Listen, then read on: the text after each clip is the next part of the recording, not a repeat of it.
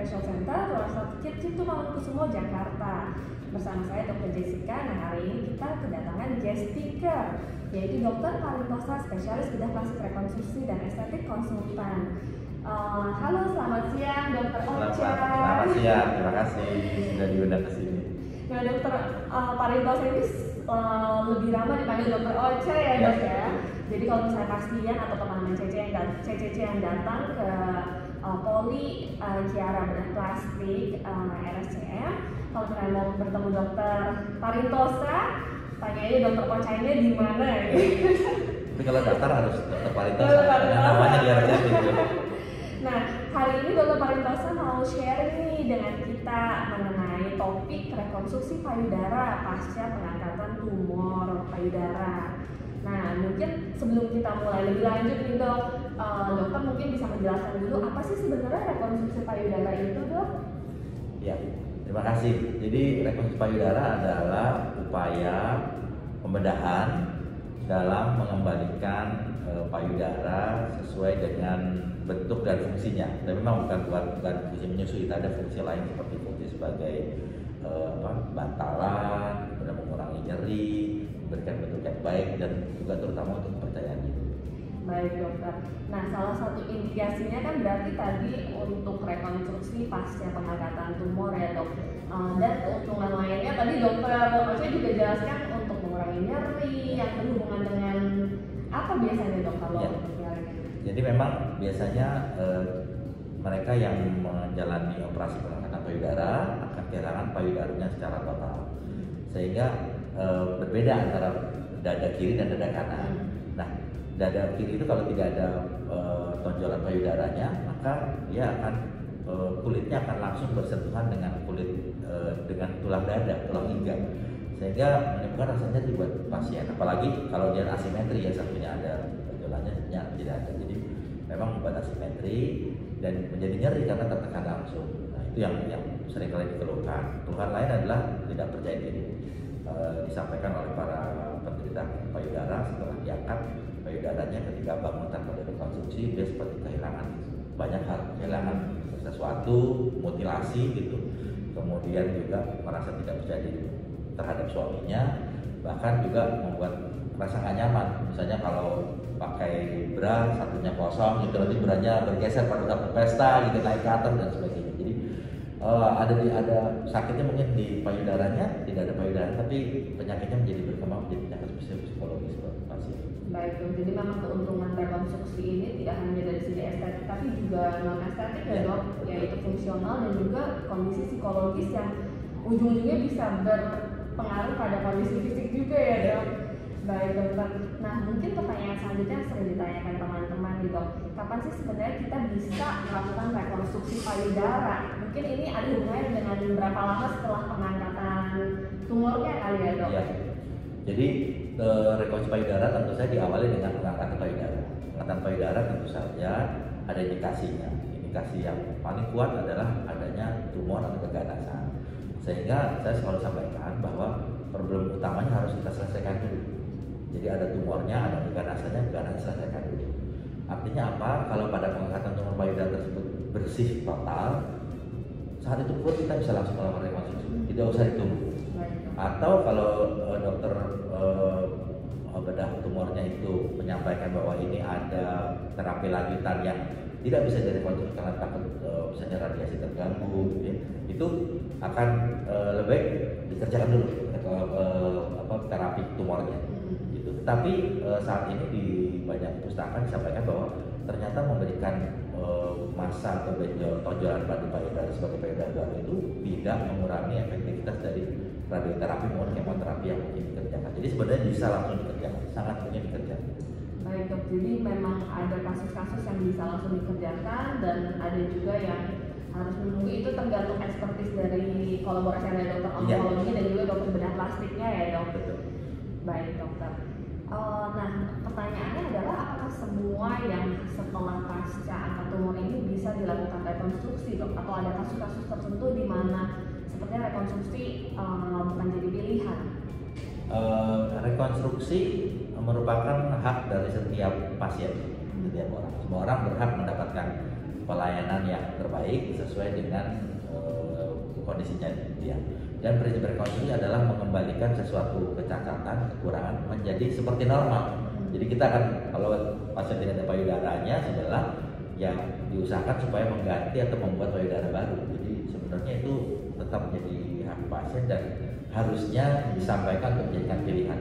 Pasien kalau mau melakukan tindakan itu baik, kalau tidak bisa melakukan tindakan itu ya dari sisi pasien ya, jangan dari sisi dokternya gitu. Jadi tetap kita menawarkan, kalau kita sendiri tidak bisa mengerjakan, kita mungkin punya teman lain yang bisa mengerjakan, itu tetap harus ada tawaran.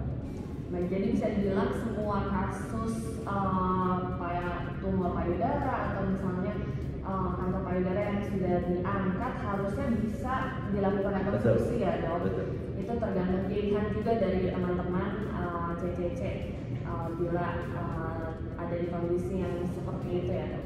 Nah kalau misalnya dok, mungkin untuk konfirmasi lagi dok, kalau misalnya masih kemoterapi, apakah boleh rekonstruksi juga dok? Ya, kalau ada rencana kemoterapi tetap boleh dikerjakan. Jadi saya sampaikan bahwa tetap bahwa kemoterapi maupun radiasi itu tidak mengganggu. Kenapa? Karena yang dilakukan rekonstruksi itu yang gold standarnya, nanti kita bicarakan yang gold standar adalah melakukan rekonstruksi like with like tissue. Itu prinsip sudah klasik. Jadi kalau yang hilang adalah soft tissue, lemak gitu, ya kita ganti lemak dari badannya dia sendiri, kulit dari badannya sendiri. Nah itu hal seperti itu tidak akan mengganggu proses pengobatan lainnya. Baik dok. Apakah kemoterapi atau radiasi itu ada kemungkinan untuk mengganggu survival dari rekonstruksi? Ya ini pertanyaan baik gitu. Takutnya begitu ya, karena kalau radiasi ada namanya radionekrosis. Jadi jaringan itu akan rusak karena proses radiasi. Tapi ternyata kalau kita melakukan rekonstruksi dengan hal yang terbaik, kita mengadakan jaringan yang baru, yang vaskular sangat baik, itu malah yang sering jadi nekrosis bukan jaringan barunya, malah jaringan yang lama yang sekitarnya. Ya, jadi sebenarnya rekonstruksi sendiri itu tidak terganggu oleh hal tersebut. Baik dok. Nah berarti memang plus minus, tapi kemoterapi dan radiasi bukan merupakan kontraindikasi untuk dilakukannya rekonstruksi payudara ya dok. Nah mungkin banyak juga yang menanyakan nih, sebenarnya kalau di Indonesia kebanyakan rekonstruksi payudara itu menggunakan apa sih untuk menyumpelnya dok? Ya, ini kata-katanya bagus sekali, menyumpelnya ya. Jadi rekonstruksi payudara kita mulai dari hal yang paling sederhana. Yang paling sederhana adalah mungkin pakai benda dari luar, silikon implan. Jadi silikon implan itu ada silikon kapsul gitu ya, implan yang nanti diselipkan di bawah kulit. Cuma dengan persyaratan bahwa kulitnya mesti cukup elastis, tidak boleh tegang. Nah, kalau di luar negeri di sini memang belum ada di barangnya, belum masuk lagi, dulu pernah masuk sekarang. Namanya itu suatu bahan yang digembungkan, expander ya, digembungkan, kemudian nanti setelah kulitnya meregang baru digantikan implan. Itu paling sederhana, tapi tidak ideal karena beberapa teman radiologi menyampaikan bahwa melakukan diagnosis atau terapi radiasi kalau ada implan hasilnya tidak terlalu baik. Jadi ini sederhana tapi sebaiknya tidak dikerjakan. Yang berikutnya adalah fat graft, ambil lemak dan injeksikan di sana sampai bentuk massa yang cukup, atau dengan cara flap, jadi memindahkan jaringan dari satu tempat, bisa dari punggung atau dari perut ke daerah tersebut dengan membawa serta ototnya biasanya. Tapi mobilitasnya kurang baik karena kan ototnya itu terbawa. Jadi kalau tulang otot punggung di bawah, nanti waktu dia bergerak main tenis, berenang itu akan terganggu.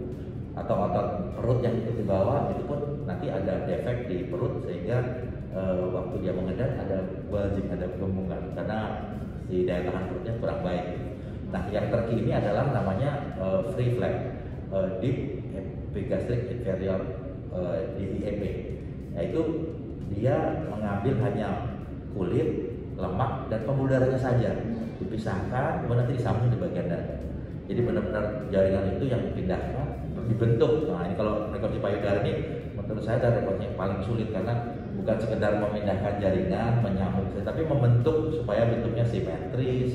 Jadi kalau operasinya itu pasiennya tiduran, nanti dia waktu didudukkan dalam keadaan terbius, hangingnya bagaimana, miring ke kiri, miring kanan gitu. Jadi payudara yang baik itu bentuknya memang begitu, jadi dia akan ada jatuh kiri dan kanan, bukan payudara seperti mangkok ya, seperti itu. Jadi memang itu unik dan itu keuntungan buat pasien. Baik dok, jadi memang kalau di RSCM sendiri kita menggunakan teknik free flat ini ya dok ya, untuk rekonstruksi payudara, dan pasti disesuaikan dengan bentuk anatomis sengaja yang sebelah normalnya ya. Betul, betul. Ya. Baik, Jadi pengalaman saya memang nggak tahu, kebetulan ini perut itu diciptakan Tuhan untuk menyumbangkan kalau dipakai membuat payudara, karena benar-benar simetris kiri dan kanan kalau memang digunakan kulit perut yang sama. Baik dok, nah mungkin ini pertanyaan tambahan ibu-ibu di luar dok. Wah berarti kalau misalnya diambil dari perut saya juga bisa lucu dong, kayak abdominoplasti dong dok. Ini bonusnya. Bonusnya. Jadi operasinya rekonstruksi payudara, tapi bonusnya adalah abdominoplasti. Jadi perutnya sekalian dikecilkan. Tapi ya itu syaratnya. Ada pasien kami yang sangat kurus, mau rekonstruksi payudara, nanti nggak ada masanya buat payudara. Jadi pasti suruh gemuk dulu supaya dia agak lumayan, gitu baru kemudian diambil kulitnya, tarik ke atas, perutnya diabdominoplasti sehingga bentuknya sangat rapi. Baik, jadi memang ada batasan minimal jaringan lemak yang Ya. Baik, nah itu pasti kan juga harus dikonsultasikan dulu dengan dokter spesialis bidang plastiknya teman-teman. Nah mungkin beberapa pertanyaan nih yang menjadi concern teman-teman di luar sana setelah rekonstruksi dok. Yang pertama itu apakah udah jadi tidak bisa menyusui dok pertama? Ya. Pasti nggak menyusui karena dari jaringan lemak saja ya, jaringan lemak supaya ada bentuknya dan mengurangi nyeri, membuat percaya diri. Baik, jadi memang mengembalikan dari segi estetik, bentuk, tapi untuk fungsi menyusui tidak, karena nggak ada kelenjar mamenya juga ya, dok ya, jadi tidak bisa. Baik dok, yang kedua itu apakah setelah rekonstruksi masih sensitif dok terhadap pasangan? Mungkin ini berhubungan dengan aktivitas seksual dengan pasangan ya dok? Sensitif. Jadi jaringan dipindahkan memiliki saraf-saraf seksual. Jadi nanti akan ada waktunya dia menjadi kembali sensitif. Biasanya butuh waktu sekitar 6 bulan sampai 1 tahun. Tetapi ada juga perkembangan. Jadi di komunitas bedah plastik rekonstruksi ini mengembangkan teknik yang baru di mana mencari sarafnya kemudian disambungkan. Itu lebih cepat. Itu udah waktu 2-4 minggu sudah kembali lagi. Jadi makin berkembang, tapi yang biasanya kami lakukan di RSCM ini kita sampai pada tahap belum sampai menyambung sarafnya, tapi kenyataannya pada pasien-pasien kami sensasinya dapat kembali lagi dalam 6 bulan. 6 bulan ya dok ya, jadi memang setelah operasi nggak langsung kembali ya teman-teman, jadi bisa menunggu 6 bulan sampai pelan-pelan sarafnya kesambung kembali. Baik dok, nah kalau misalnya kita membicarakan tentang tekstur atau bentuk, apakah akan sama dengan sisi yang normalnya dok? Ya itu PR dokternya. Jadi harus bikin seperti normal. Harus dibuat seperti normal. Di normal ada kasus yang memang payudara udah usia agak lanjut, payudara sisi lain satunya sudah besar, pernah menyusui, kemudian dia jatuh ketosis itu kita tawarkan dulu untuk memperbaiki. Jadi sebelah kirinya diperbaiki, dikurangi, sebelah kanannya volumenya disesuaikan dengan volumenya. Kalau ingin besar, volumenya sesuai dengan yang ada. Kalau kurang, kadang-kadang misalnya perutnya udah ditaruh ke dada tapi menjadi payudara masih kurang besar, masih bisa lagi nanti fat graft, pasang implan dan tambahan. Tapi semuanya bisa dikerjakan. Tapi prinsipnya adalah harus simetri karena ini khas khas pada perempuan nih, simetrisasi ini sangat penting kalau punya organ yang kiri dan kanan. Baik dok, memang tujuannya adalah untuk membuat sesimetris mungkin ya. Betul, dok. Tapi itu untuk ukuran itu sebenarnya bisa diskusi lagi, ya, mau ditambah atau dua-duanya dikurangin gitu ya dok. Nah baik dok, nah kalau pertanyaan selanjutnya dok, kan tadi kita membicarakan mengenai membuat bentuk dan tekstur atau kontur yang sesuai. Nah kalau puting gimana dok? Apakah jadi payudaranya tidak punya putingnya atau bisa direkonstruksi juga? Ya betul. Jadi ada tahapan. Biasanya kita punya 3 tahapan. Yang pertama mengadakan dulu bentuk payudaranya, volume payudara dikembalikan. Kemudian setelah itu kalau sudah sekitar 3 bulan sampai 6 bulan, di mana si jaringan payudara sudah betul-betul settle, sudah nempel, sudah tali dengan baik, sensitivitas mulai ada, itu kita membuat puting susunya. Jadi dari kulit payudara sendiri dilipat, ya kayak sim salami, terus tiba-tiba dia punya tonjolan puting susu, yang sesuaikan besarnya dengan yang sebelah sisinya. Kemudian nanti pada sekitar 3 bulan kemudian kita bisa membuat areola atau bulatan coklatnya dengan cara berbagai cara. Yang paling sederhana ditato atau dengan menambahkan kulit yang buat skin graft di atas tersebut, sehingga warnanya bisa sama. Tetap hasil akhirnya harus simetris kiri dan kanan. Baik dok. Nah jadi prosesnya 3 bulan setelah rekonstruksi masa payudaranya baru dibuat puting, kemudian 3 bulan setelahnya baru dibuat areola. Paling cepat ya, paling cepat. Paling cepat ya dok. Nah, kalau dia ada kondangan 3 bulan, mau tunda dulu boleh aja. Tidak harus 3 bulan, paling cepat 3 bulan. Baik dok. Jadi memang untuk rekonstruksi payudara secara keseluruhan sampai areola dan puting harus melalui berbagai tahap operasi ya dok ya, nggak bisa dalam satu sekali langsung semuanya jadi. Ya. Mungkin ini juga bisa jadi pertimbangan teman-teman CCC kalau misalnya mau melakukan rekonstruksi payudara. Nah dok, mengenai bekas luka mungkin ini yang juga ditanyakan ya dok oleh teman-teman kita. Mungkin bekas lukanya apa terlihat jelas atau seperti apa sih bentuk jahitannya dok? Iya. Jadi kalau datang ke dokter bedah plastik biasanya semua orang langsung bilang, dok bisa nggak menghilangkan luka gitu ya. Itu bisa diluruskan dulu bahwa luka yang sudah dibuat atau yang terjadi selalu ada yang namanya paru. Tetapi bedah plastik itu selama sekolah belajar untuk membuat paru itu begitu halus.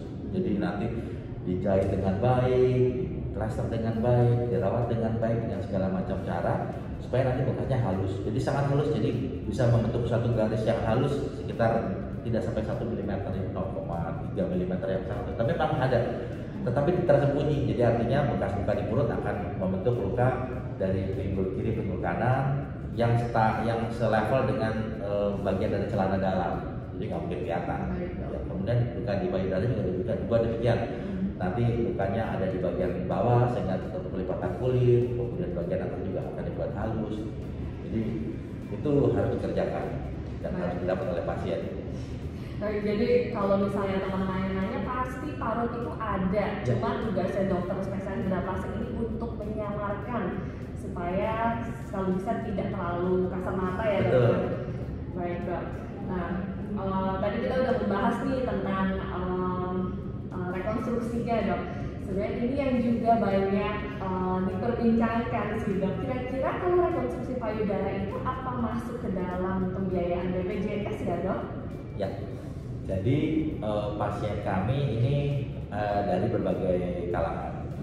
Kalau dari kalangan yang memiliki asuransi pribadi ya, biasanya yang asuransinya menginginkan bahwa rekonstruksinya harus dilakukan sesegera mungkin supaya masuk dalam paket tumor payudara minimal 6 bulan.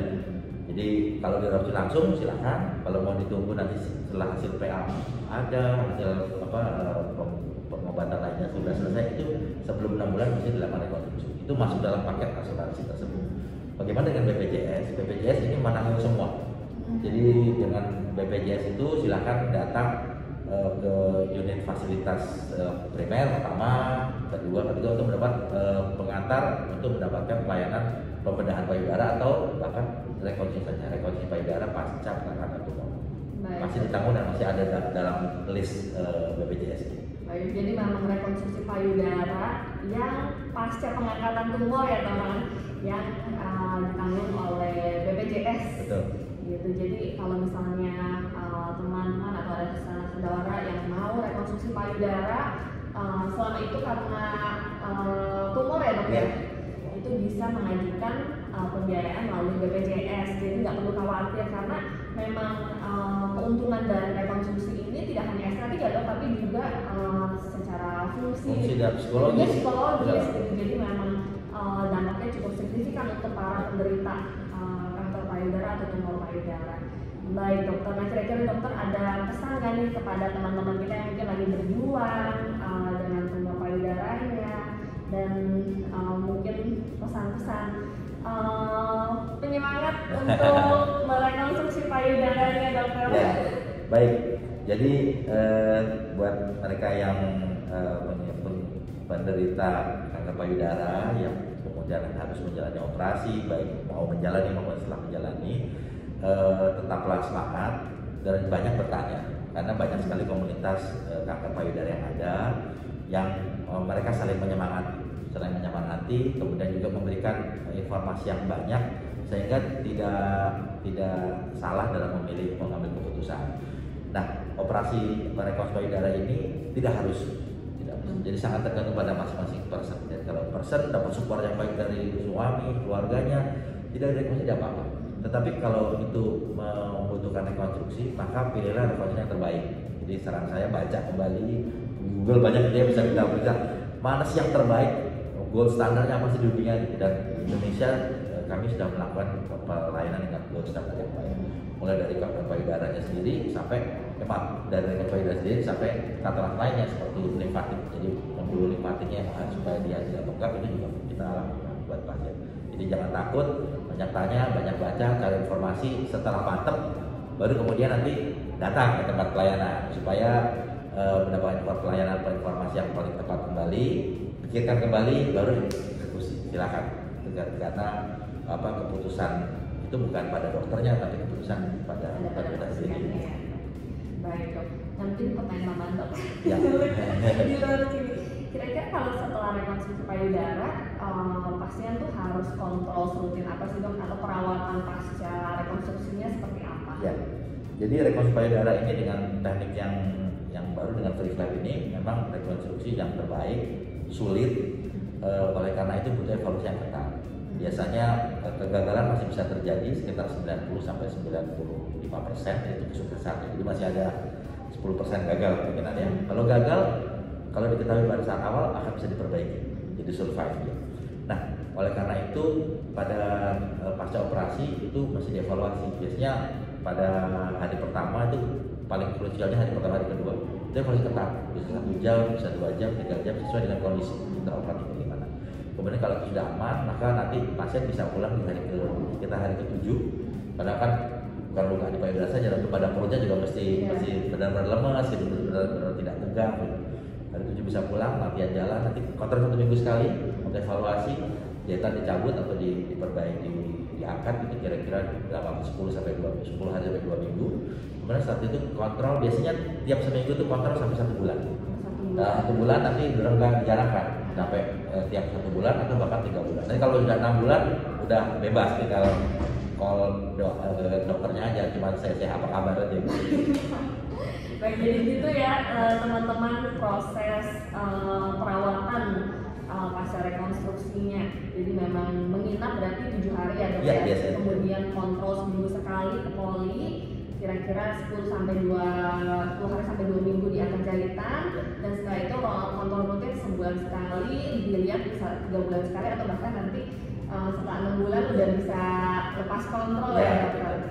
Kecuali mau ada revisi atau tambahan rekonstruksi yang tadi tambah puting atau areola. Baik dokter, terima kasih banyak dokter atas waktunya hari ini, sudah berbagi ilmu dan juga insight dari dokter tentang rekonstruksi payudara ini. Semoga membantu teman-teman CCC atau kenalannya yang lagi struggling dan berusaha melawan kanker atau tumor payudaranya.